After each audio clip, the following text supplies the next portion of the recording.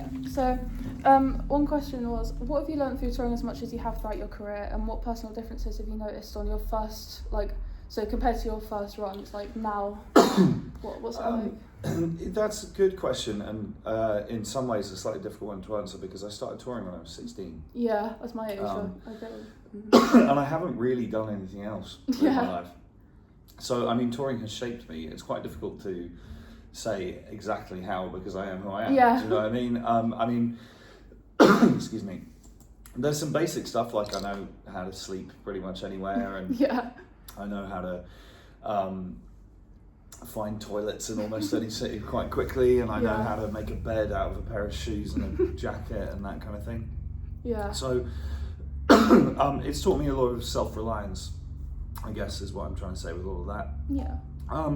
It's taught me lessons about how you should leave the world as you found it, and possibly a bit nicer. Like back in the days when I used to crash on people's floors and stuff, I'd always do the washing up in the morning before I left. And it's a tiny little thing, but it's just a way of saying thank you and leaving the house nicer than when you arrived. Like the worst thing you can do is show up and trash someone's house, you know what I mean? Don't do that. Yeah. But I mean, as I was alluding to there, my touring life is pretty different now to what it was 20 years ago. This tour is the Campfire Punk Rock 20th anniversary, and when I was touring that EP when it first came out, I was taking the train everywhere. I had a backpack and a guitar case, and I would quite often do a shout out before the last song to be like, can I stay on anybody's floor?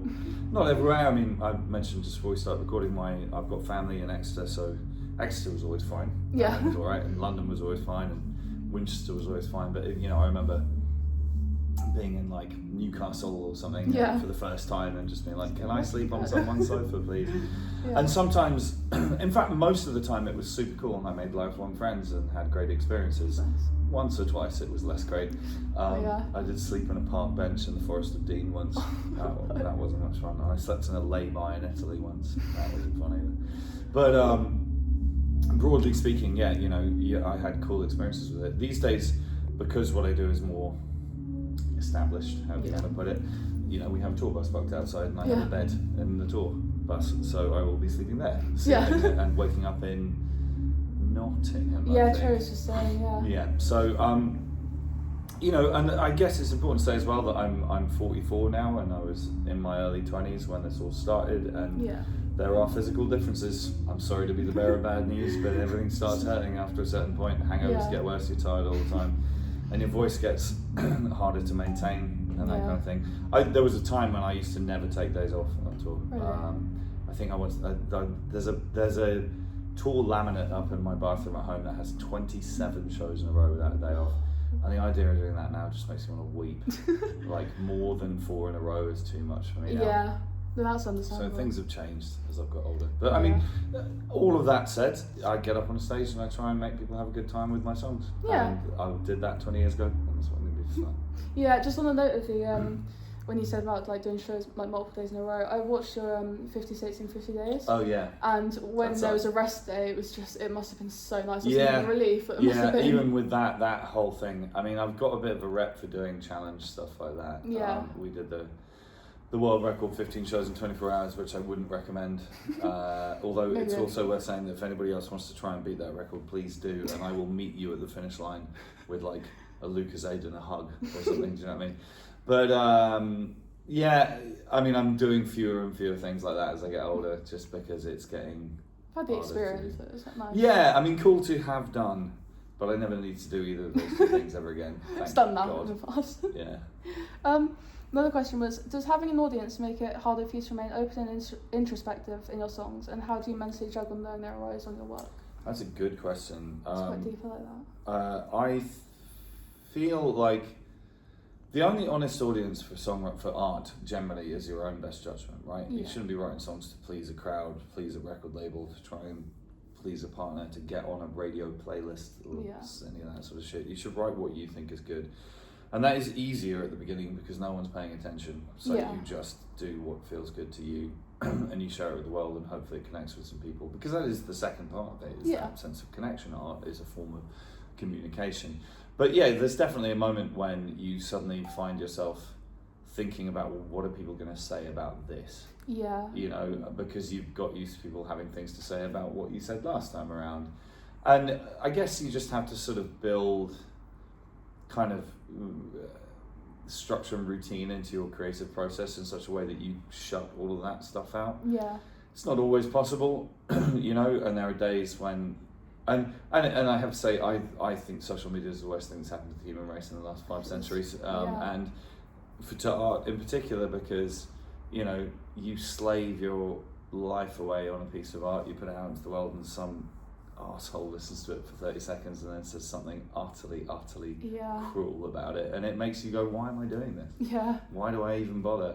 And I think a lot of people who are sort of troll adjacent, should we say, online, don't quite understand how destructive they can be to the creative process. I know lots and lots of people who've given up writing songs because they can't handle what comes back when they do, and I think that's heartbreaking. And it's tragedy, not least when if you pile up the effort that goes into creating the song versus the effort that goes into being rude about it afterwards, it's a huge imbalance there. So, but yeah, I mean, ultimately, nevertheless, you know, social media in the world, I existed in the world before social media. Like, once you've had any sort of success, there is a part of your brain that starts thinking, well, what about X, Y, Z? What will people think about what I have to say about this and that?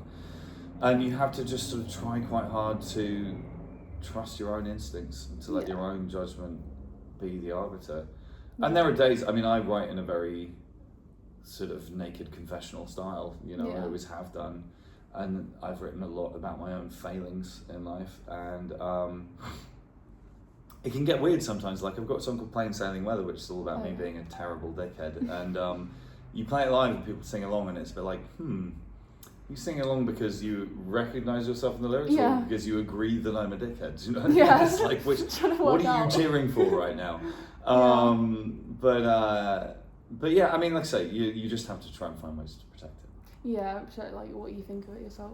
Yeah, I think because just personal note, I can always like cut anything out of this, but Somewhere in Between is a song that's helped me so much. Thank you. Like I actually emailed you quite a while ago about I finished my GCSEs last year, right, and I like during that kind of time it was not the easiest, and Somewhere in Between, I remember it came on my shuffle and I was just like, this is literally like, I feel seen in a song, and it is nice to know like when you have lyrics that they can bring comfort to other people.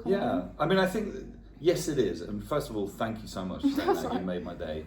I think that it's important to say that like I didn't write that song in order for other people to be seen. Do you know what I mean? That there's a sort of important sort of distinction in the process there. Like I wrote it to say what I felt. If then afterwards I have a conversation with someone like yourself who says I felt seen by that song, that makes my fucking day. It's the most powerful thing. I love it. It's super important. But just for me, if I sat down to write a song that made other people feel seen, I feel like it feels a little bit like it'd just get a bit shit. Yeah, do you know like what I mean? It'd be a bit cheesy. cheesy. Do you know what I mean? That song in particular, I'm glad you mentioned it because it's a really important song for me. I'm really proud of that song, and like there was definitely a moment when I started writing it, and for the first time in a while, like in a lot of my early records, I call it the wince. Right, you're writing a lyric and it makes you go, and then it's like, keep that in. You just provoked a reaction in the first audience, which is yourself. And it had been a while since I'd been quite that raw about what was going on in my head. And I started writing it, and I had an early draft, and I played it for a friend of mine, and we were in a car. I was driving, and I put it on the stereo, just like a vocals and guitar demo. In fact, possibly even piano and guitar demo, piano and vocals demo in that song. And he just sort of looked at me and went, Jesus Christ, dude. Not in a bad way necessarily, but he was like, this is some raw shit right here. And I got all like, oh God, oh no, is it bad? And he was like, no, it's not bad, it's good, but holy shit. And you know, and I think that was a case where, to go back to what I was saying before, like I actually, once I kind of got what that song could be, it was like I worked so hard to protect it. Do you know what I mean? To not edit myself. To protect myself or something like that, do you know what I mean? And to just let it be the most honest piece of art I could put out, and I think I succeeded. Definitely. So but thank you. That means so much to me. Thank you. After that slightly more emotional one, a bit of a silly question here. If you could get rid of any item on an English breakfast, what would it be? Mushroom. Thank you. Hate I'm mushrooms. so glad you said that. Athlete's foot with delusions of grandeur. It's not fun. No, I mean, some people love it. That's great, and they have mine, generally speaking. But I'm not a mushroom guy. Okay, thanks. That was one of my friends Yeah. asked that. I was like, can you please, like, I know it's for music, but can you please? Yeah. There's an easy answer to that question. How did you promote your music, and what advice could you give to an 18-year-old trying to do the same? Well, I think the first thing that I would say, to answer the second part first, I would say that I'm slightly wary of giving advice about this because, on some levels, because the world was extremely different. Yeah. The music industry was extremely different. In 2005, I mean, MySpace was just about getting going. There was no streaming. There was no Instagram. There was. Yeah. I don't think Facebook was a Very thing simply, yet. yeah. Do you know what I mean? It was like you played shows and sold CDs and tried to get on in magazines and on the radio, and no one reads magazines or listens to radio anymore. And so it's a very, very different landscape. All of that said, I think there are some basic principles still at work. And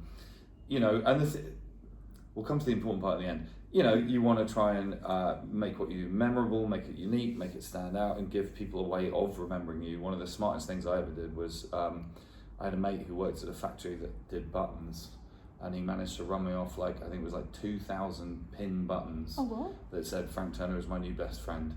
And because I didn't have to pay for them, I gave them away at shows for free when I was a support act, and it worked a charm because somebody comes in, they know who you are, they're not planning on seeing you, they like your set, and then they're like enough to buy a CD maybe, but they're like, oh, I'll pay attention to that. But then they go and drink 4 more pints and watch their favourite band, and then they wake up the next morning and they can't remember who you were. Yeah. And then they reach into their pocket and they've got a badge that's got your name on it. That's smart. Ta-da.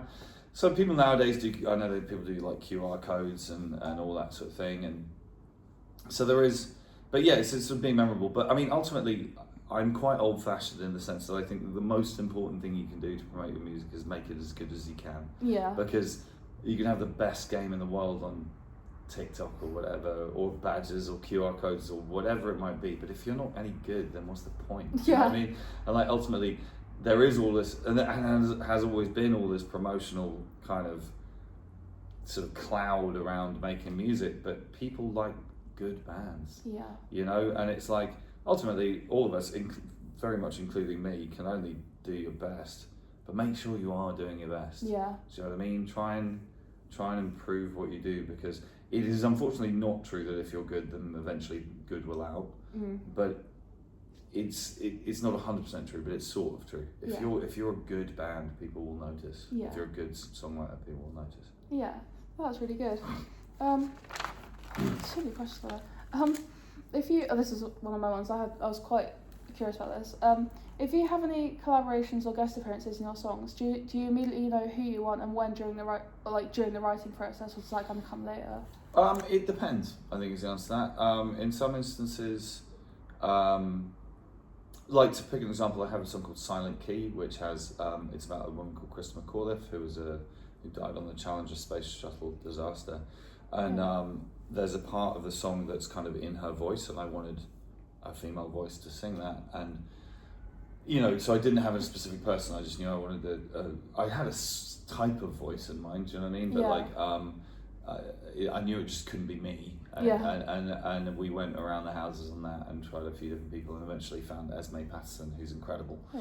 And she smashed it out of the park. So that was cool. So that was good. And then we had Simon from Biffy. That was more a case of Simon is a very old friend of mine. And, that was the one I was curious about. Yeah, I've known. I toured with Biffy in 24 years ago, I think, for the first time. We've known each other for a long time. He's a very, very lovely man. And that, I'm not even sure it was going to be a guest point. I had too many vocal lines going at the same time. It's quite, it's got a lot like those. Yeah, and I was like, maybe we should farm this one out. And then I actually happened to be working with a producer who also works on Biffy Clyro's records, and so he'd been mentioning Simon's name to me the last couple of days, and I was like, why don't we just get Simon to do it? Yeah, why not? And he was like, oh, do you reckon he'd be up for it? And I was like, yes, I do. So I gave him a call, and happy days. It all worked out. So, but and I've done collaboration albums with John Snodgrass. That's a slightly different thing. We sat down to write songs together.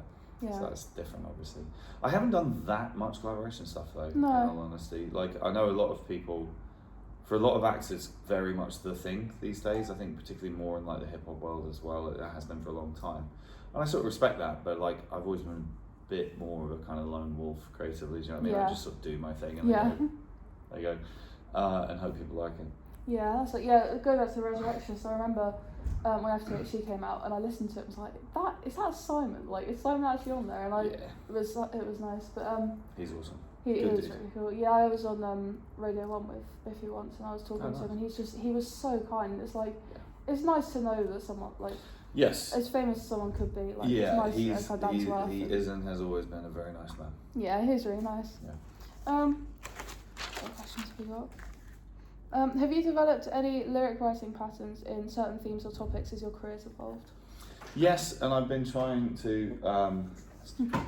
I've been trying to avoid that actually, really? But I mean, not too strenuously, but it's like the most important thing for me. Well, the most important thing. I can't remember exactly who said this. I think it might be Leonard Cohen, but he said the art of writing poetry is the attempt to say exactly what you mean, which is simultaneously the easiest and hardest thing you can imagine. Yeah. That's my prime directive, but I'm also, as time goes by, I just don't want to repeat myself. Yeah. You know what I mean? I don't want to say something I've already said before. I probably have.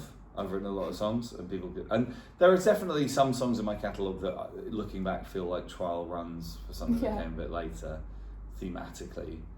But I just, there's no point in saying the same thing again. So there are kind of that I have habits. I have kind of go-tos and tics. Do you know what I mean? Yeah. The way that I write, but I try at the very least to be open to like pulling those apart when I find myself doing them, because like I said, I guess you could say, well, that's just my voice, that's my that's my style or whatever, but I don't want, and I suppose there probably are some things I do that just are my style and I do them every time, and that's because it's me writing, and if somebody else was doing it, they do something different. But I don't want to repeat myself. Yeah, that's really good. Two more questions? Yeah, let's do two more questions. So is there, this one's kind of going back to the whole internet, social media kind of side. What are your opinions on AI generated music being available and used in the industry? I'm sort of, at the moment, I'm trying to just pretend it's not happening. I was going to say, I think we feel the same way about this. That's exactly what I think. It's so damaging. I mean, ultimately, you can't uninvent new technology. That's just a fact. And unfortunately. There was a moment in time when it's kind of like people started doing lyric generation. With like earlier, the first time ChatGPT came out, people were like feeding all of Nick Cave's lyrics into it and going, write a Nick Cave song, and then it would. Yeah. And people go, look, it's done it. And you read it and you'd be like, if you think that is the same as like an actual person, the Mercy Seat or something, then I don't think you've understood what's good about Nick Cave. Yeah. Do you know what I mean? You've missed, because there is a human spark in creativity. I suspect that at some point, probably quite soon, AI will get good enough to mimic that spark as well. And I don't really know what to do at that point. It seems like the most depressing thing I could possibly think of. But, because again, the point of art is communication. It's about one soul lost in this horrific world telling another soul in this horrific world that it's okay. Yeah. And that there is something between us. And it's like, I've invented a computer that can do that. And it's like, fuck you. Like, why? Yeah. I just sort of like, I haven't had the thing that some bands have had of like AI versions of their art kind of being faked into the world. That hasn't happened to me as yet. I hope it doesn't. Yeah. I just sort of, it does, I guess ultimately the one thing I would say is it makes me more dependent on live music, because thus far you can't fake me doing that. Do you know what I mean? So long may that continue. Yeah. Last question. What's a typical day in the life like being on tour? Oh, well, so, it slightly depends what type of tour it is, but a little bit. But essentially, I get up at like 9 or 10ish. I'm a night worker, so I think that's defensible. Generally have breakfast on the two of us. Then the kind of middle part of the day, it slightly depends. Sometimes it's interviews and press and stuff. Sometimes it's social stuff. Today I went to see my family. Yeah. Sometimes, if I'm able to, I'll kind of do some tourism and stuff like that. I also have a lot of like admin work to do as well, which is boring but necessary. Generally, the crew is setting stuff up while I'm doing all of that. Then we have sound check, and I write a set list and think about what I want to sing, and I look at what I played last time I was in town, and I all that kind of business, you know. And then after sound check, you generally, it's sort of roughly dinner time. Maybe there's a bit more pressure, like we're doing right now.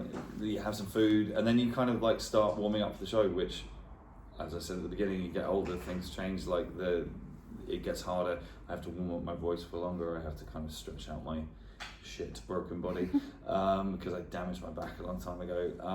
So you know, there's more. There's the preparation for the show bit takes a bit longer. Then you do the show.